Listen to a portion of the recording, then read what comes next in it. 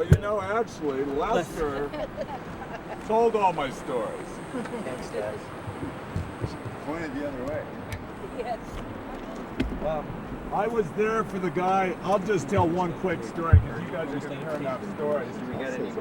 In the green bag. I was doing we were on about 50,000. I was doing a 2-boat bird survey trip with Brian Brown, and we had empty boats. We were in small rowboats.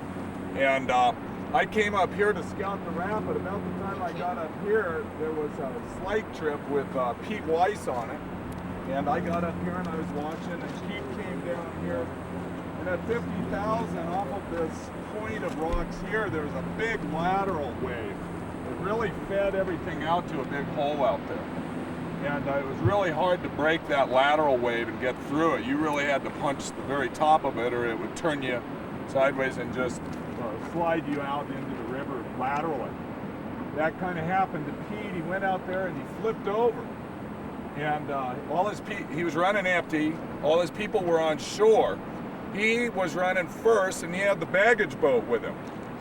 And so the baggage boat went down there, had a huge ride, but didn't flip over. And so off they go to the races, you know. I mean, 50,000, they're downstream. And so I had an empty boat anyway, because we were deadheading out.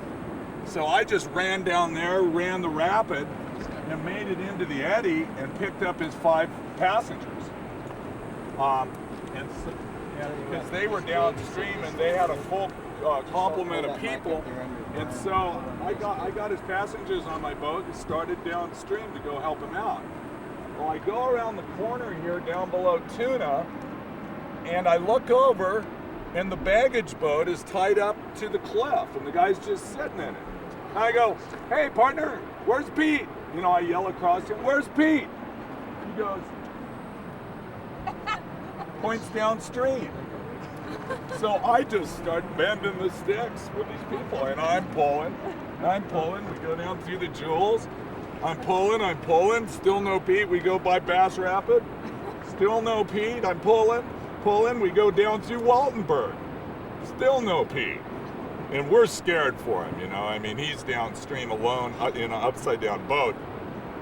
And like Lester had said, we finally caught the guy at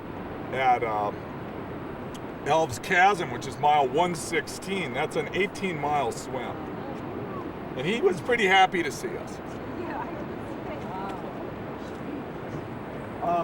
There was a lot of excitement during the 83 event. And what we would do is we'd unload everybody here. We'd walk them over here. You'd kind of watch stuff and stuff like that.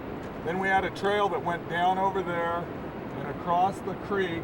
And then see that trail that goes up right there?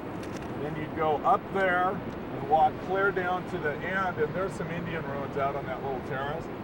But we'd walk them down there, and then you'd pull into the eddy, because everybody was avoiding that left side so dramatically, and then you'd reload them at the base of that gravel pit there.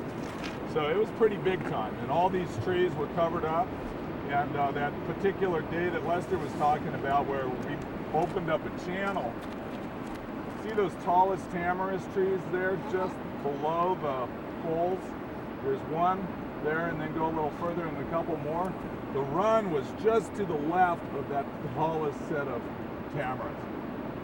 You were kind of coming way over here and pulling, and then it would kind of fan in there, and then you'd pull it over.